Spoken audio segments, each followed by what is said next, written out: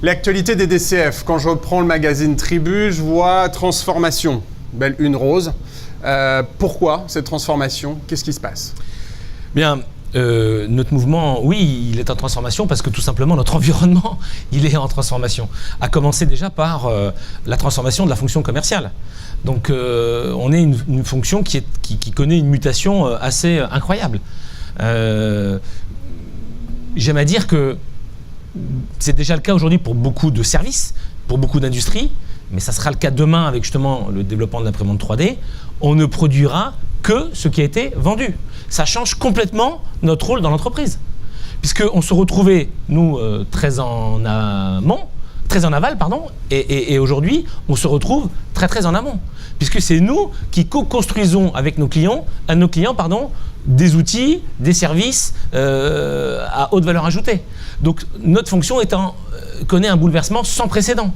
Aujourd'hui, on s'aperçoit que les études montrent que nous, les commerciaux, nous n'intervenons quelquefois que sur 20 à 30% du processus de vente. Le parcours de nos clients a totalement changé. Donc on est une fonction qui est en transformation. Or nous, les DCF, notre rôle, c'est d'apporter cette veille, c'est d'avoir cette prospective, c'est de comprendre ce qui est en train de se passer. Et c'est de toujours mieux, de manière extrêmement pédagogique, expliquer quel est le rôle de la fonction commerciale et en quoi c'est la fonction commerciale plus que jamais qui va déclencher la performance des entreprises. Donc on est une fonction en transformation et donc on doit accompagner et expliquer de manière extrêmement pédagogique cette transformation de la fonction. Jean, qu'est-ce qui a changé concrètement depuis le mois de février? Alors, juste avant, François, on s'aperçoit que notre fonction est en transformation, mais le monde qui nous entoure est en transformation. Tout le monde dit que nous ne vivons pas, c'est pas un monde qui change, c'est un changement de monde. Avec l'arrivée de l'intelligence artificielle, avec le transhumanisme, on voit bien qu'on est jamais la science n'a fait, c'est Philippe Dessertine qui nous l'explique dans ses conférences, jamais la science n'a fait des progrès de manière aussi rapide. C'est-à-dire que même les scientifiques eux-mêmes découvrent des choses qu'ils ne pensaient jamais découvrir. Donc dans cette société en total bouleversement, on voit bien que toutes les entreprises ont ce challenge, toutes les organisations ont ce challenge, et une organisation comme la nôtre, qui a, on l'a vu dans le film, non plus 85 ans, mais qui va fêter dans 2 ans ses 90 ans, si elle veut continuer à se développer, elle doit s'adapter et mieux répondre aux attentes d'un monde qui change, d'un monde en total bouleversement. Donc concrètement, d'abord, cette transformation, il nous appartient de la construire et de la développer ensemble. Mais premier point, il y a une nouvelle équipe au sein du comité exécutif, donc d'abord que je remercie, je les remercie chacune et chacun parce qu'ils sont extrêmement enthousiastes, ils sont très impliqués, ils sont très motivés. Il faut aussi que nous on apprenne à travailler ensemble, donc il faut encore qu'on se régule. Mais en tout cas, on a veillé à avoir une équipe qui soit peut-être plus représentative de ce qu'est le monde d'aujourd'hui, de manière transgénérationnelle, par genre, par compétence, par région, en tout cas pour accompagner ce changement. Et je les remercie parce que depuis le mois de janvier, même si, et on est bien d'accord, il y a encore beaucoup à faire. Ce qu'on a fait, c'est peut-être 3 ou 4 ou 5% de notre feuille de route. Mais en tout cas, cette nouvelle équipe, elle est chargée d'accompagner ce projet. Très important, nous allons avoir des nouveaux locaux. Ça y est, on a signé chez le notaire cette semaine. Et donc, à partir du 1er novembre, enfin pas le 1er novembre parce que c'est férié, mais du 2 novembre, la fédération aura des locaux 17 rue du Long. Donc là aussi, on veut des locaux qui soient plus adaptés aux échanges, qui nous permettent de mieux vous recevoir lorsque vous venez à Paris, d'avoir des espaces d'échange, de coworking, des espaces de travail qui soient pour être plus efficaces et pour donner aussi une image. Quand on est chez Google, on est forcément très inspiré. Hier, on était dans les locaux de l'EM Lyon, qui est un nouveau campus, dans les locaux de l'entreprise du futur, et on voit que on voit à quel point aménager, c'est manager. On voit à quel point l'espace de travail est plus ou moins générateur de créativité, d'échange, de productivité. Donc c'est important qu'on ait des nouveaux locaux et qu'on consolide les fonds propres de notre association, justement pour lui permettre d'être encore plus forte dans les années à venir. Et puis, c'est une nouvelle communication, en tout cas un nouveau discours avec cette charte éditoriale que vous pouvez d'ailleurs trouvé et sur notre site, mais qui est expliqué dans Tribu, pour qu'on soit tous porteurs de ce message autour de l'intelligence commerciale. Donc une nouvelle devise et une nouvelle charte éditoriale. Là aussi, en matière de communication, on n'est qu'au tout début, il y a beaucoup de choses à faire. Donc continuez à nous remonter, ce qu'il faut mettre en place, et puis venez participer avec nous, venez accompagner ces différents changements. #UnivDCF, donc ça commence dès aujourd'hui. Exactement. Jean, vous avez aussi de nouveaux projets, vous pouvez nous en dire un petit peu plus? Oui, alors ça c'est... On a souhaité prendre le temps d'abord de vous consulter, ce qui a été fait lors de l'Assemblée Générale, pour connaître mieux, comprendre mieux vos attentes, vos besoins. Et puis c'est effectivement que tout ça soit cohérent et qu'on s'appuie sur nos forces pour développer de nouveaux projets. D'ailleurs, c'est le rôle de Karine qui a présenté hier peut-être la dernière version de la SNPC dans sa forme actuelle. Vous voyez, SNPC, c'est formidable, mais c'est Semaine nationale de la performance commerciale, tout le monde ne connaît pas cet acronyme. Vous avez beaucoup de sigles au DCF. On a beaucoup de sigles. Et puis, il n'y a pas beaucoup de DCF dedans. Et on a besoin de développer la notoriété des DCF. Donc, je crois qu'il faut qu'on simplifie ce travail. Mais c'est vrai que on a beaucoup de projets. Le premier, l'Observatoire existait depuis de nombreuses années, et donc c'est un outil qui est extrêmement important. Mais aujourd'hui, on n'appelle plus ça un observatoire. Moi, chez Google, c'est le Google Lab. Donc les DCF, dans ce monde en transformation, doivent avoir leur lab, qui est donc la nouvelle marque de notre observatoire, et qui prend tout son sens dans un monde où justement il faut faire preuve d'intelligence collective. Et donc DCF Lab, c'est le projet qui est soutenu par Blandine Guégan, et on peut vous annoncer une première action de ce DCF Lab, justement pour accompagner la prospective et la transformation de cette fonction commerciale. Eh bien, nous sommes en train d'aboutir avec l'EM Lyon pour la création d'une chaire qui va justement être intitulée « La transformation de la fonction commerciale à l'ère digitale ». Alors cette chaire, elle verra le jour si des partenaires et des mécènes nous suivent, mais on est extrêmement confiants pour qu'on puisse, dès le mois de janvier, dès cette fin d'année, démarrer ce travail prospectif avec des enseignants-chercheurs de l'EM Lyon pour justement avoir un outil qui va porter cette transformation de la fonction commerciale. 5 projets donc pour renforcer la notoriété, l'attractivité et l'influence des DCF. Donc là, on a vu le lab. Quels sont les autres? Alors, deuxième idée pour porter nos projets, c'est qu'on lance DCF Awards. Alors, DCF Awards, c'est quoi? Eh bien, c'est les DCF depuis toujours valorisent et mettent en avant la performance commerciale. La performance commerciale, elle a aujourd'hui plusieurs aspects. C'est des hommes, des managers. Et donc, il faut qu'on récompense les managers les plus performants, et toujours avec notre maillage territorial, dans les territoires, les agglomérations, les métropoles, les régions, et puis les managers nationaux.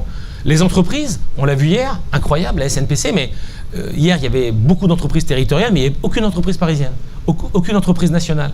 Donc il faut qu'on couvre toutes les entreprises, des TPE, des startups, jusqu'aux grands groupes. Il faut qu'on valorise la performance commerciale de tout notre tissu global. Donc ça, c'est la deuxième chose. Et puis, des étudiants, de nos pépites, des talents qui vont venir irriguer et venir enrichir nos entreprises. Donc DCF Awards sera la marque produit qui valorisera la performance commerciale des hommes, des entreprises et puis des pépites. On parlait beaucoup de sigles, SNPC, CNC, qu'on verra tout à l'heure. Là, on voit la marque DCF, en tout cas DCF Lab, DCF Awards. Je parie que le prochain, il y a aussi du DCF dedans. Oui, il y aura 5 DCF. Alors, DCF Job, il y a un certain nombre d'initiatives qui ont déjà été prises, mais aujourd'hui, dans un pays qui continue à avoir un chômage de masse, aux alentours de 10%, je rappelle que nos voisins allemands, c'est 4%.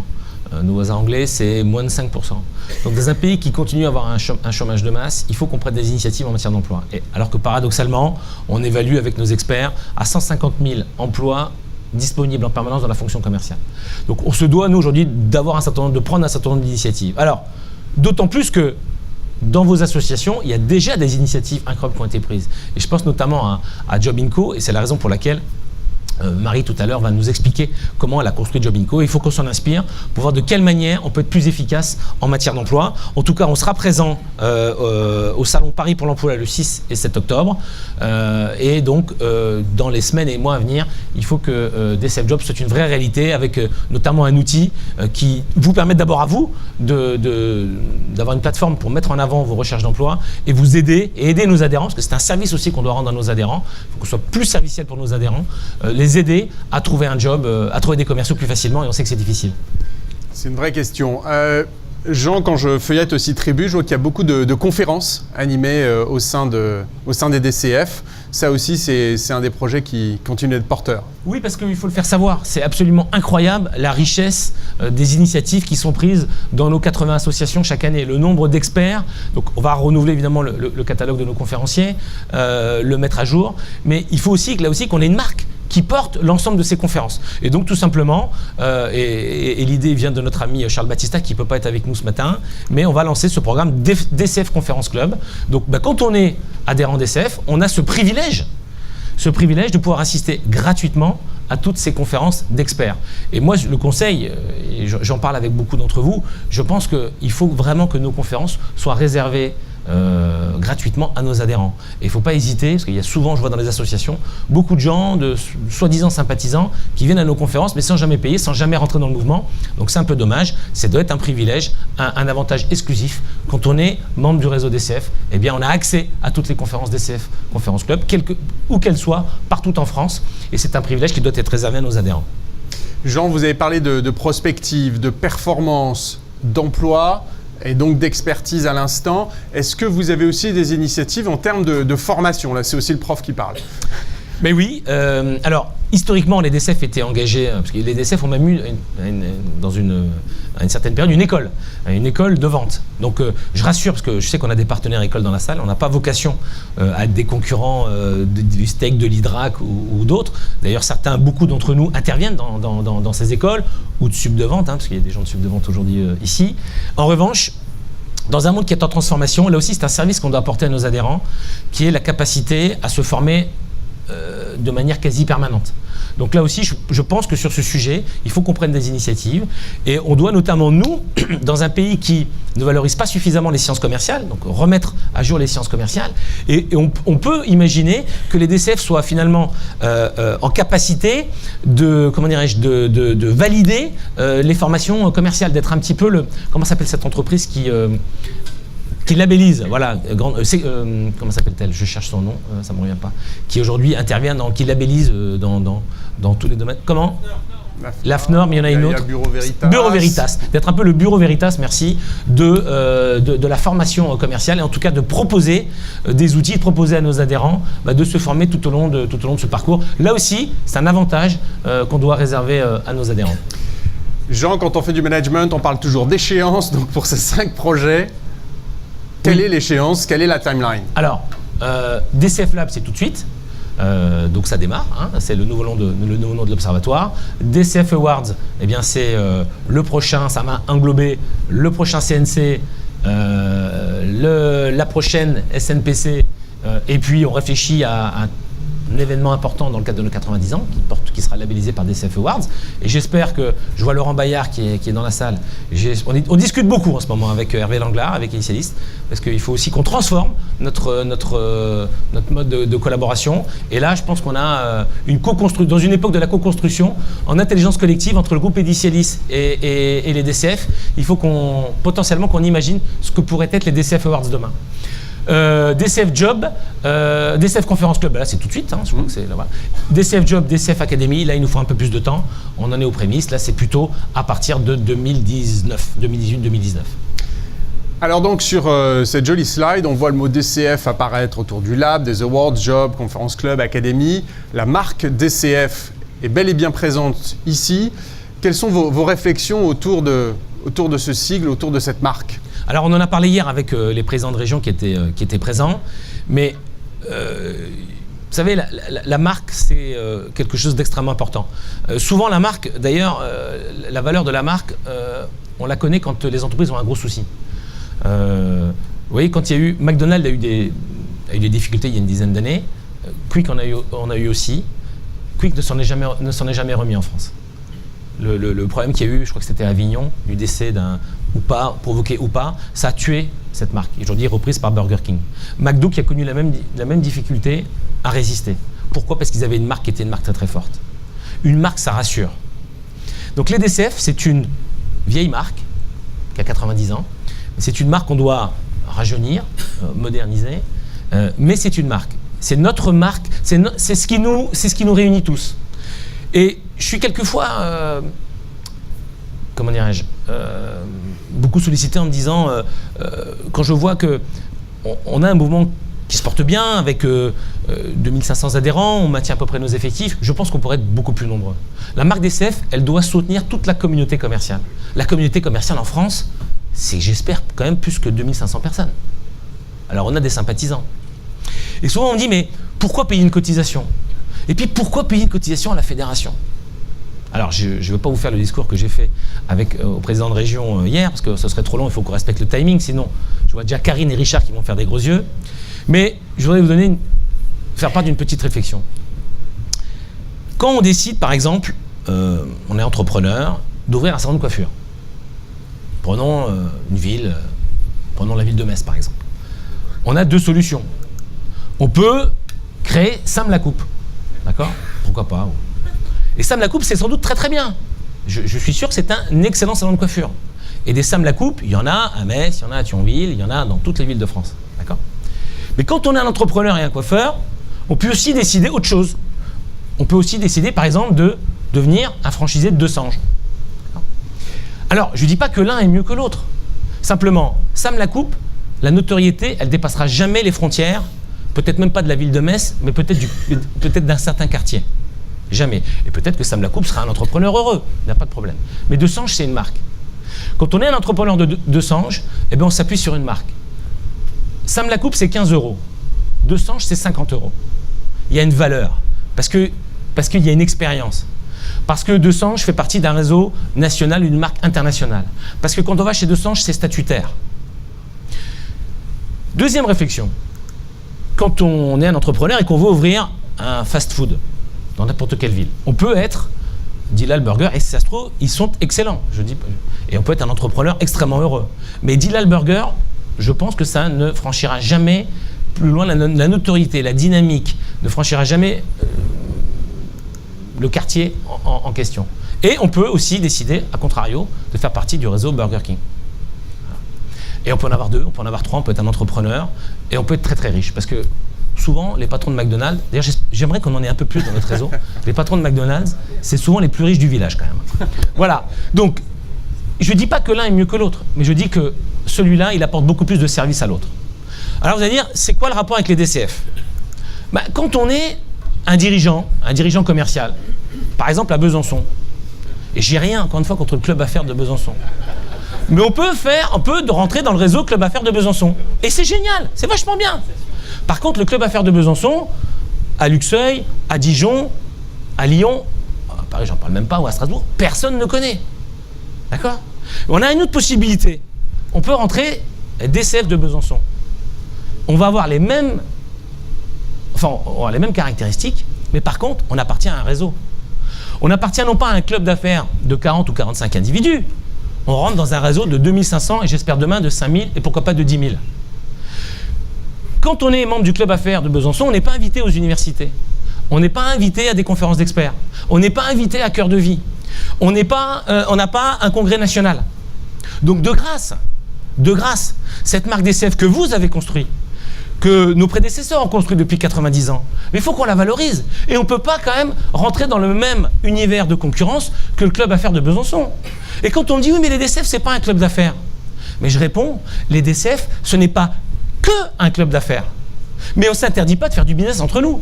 Par contre, on ne rentre pas dans les DCF, comme le font certains, qui d'ailleurs nous quittent, avec le stylo, vous savez, ça c'est comme le bouche, et en pensant qu'on va signer des bons de commande. Non, on rentre dans les DCF pour se nourrir.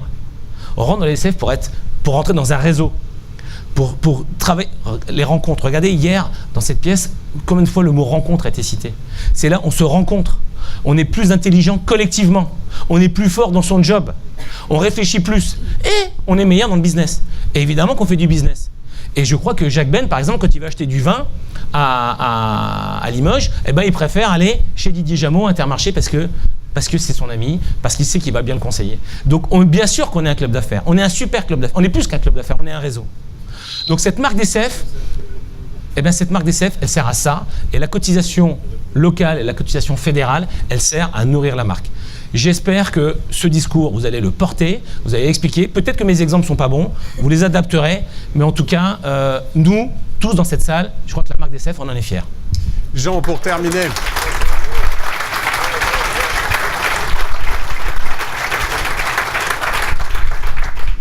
Avant de vous laisser retrouver la salle, Jean, j'ai une dernière question pour vous. Je crois que vous avez un rêve qui vous tient à cœur. Est-ce que vous pouvez le partager ce matin avec nous? Oui, alors, je l'ai évoqué dans l'émission de BFM Business, mais vous savez, j'ai installé je ne vais pas vous raconter ma vie, mais j'ai installé j'ai aidé mon fils à s'installer à San Francisco cet été. Et j'ai adoré cette expérience. D'abord, j'ai adoré cette expérience parce que j'étais pas allé souvent aux États-Unis, jamais sur la côte ouest. Et dès qu'on pose le pied, c'est « How are you today ?» Les gens ont le sourire, les gens vous accueillent. Dans les restaurants, dans les bars, c'est fantastique. L'expérience, elle est fantastique. J'ai jamais autant discuté avec des chauffeurs de taxi ou des chauffeurs d'Uber. La relation, elle est incroyable. La relation humaine, elle est fantastique. Pour l'immobilier, pour trouver un appartement, alors c'est cher par contre, hein, mais c'est incroyable. Il n'y a jamais de problème. Dès qu'il y a une solution, les commerciaux sont hyper positifs. Je crois qu'on peut dire que j'ai compris pourquoi les Américains avaient inventé notre métier. Les Américains ont vraiment inventé notre métier et ça, c'était une expérience fantastique. Et je me dis, mais il faut vraiment qu'on développe cette intelligence émotionnelle. Il faut vraiment qu'on soit nous les porteurs de ce discours-là.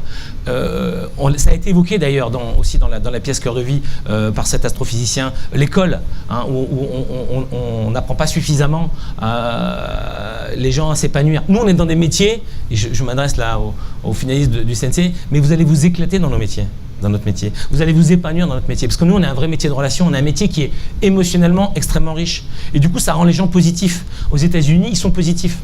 Ils ont le sourire.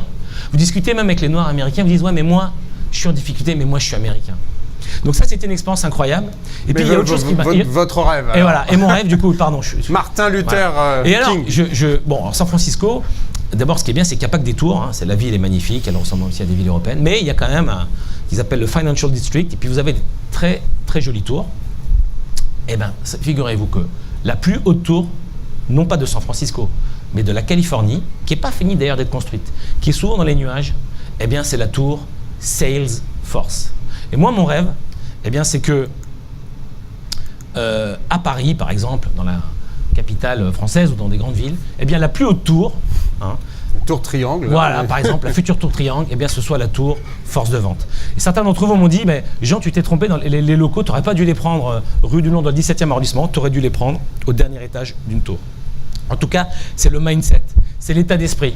Et le jour où on sera capable, en France, d'avoir une tour, et c'est notre challenge, qui valorise nos métiers, qui valorise la vente, comme le font les Américains, parce que Salesforce, c'est au cœur de la tech.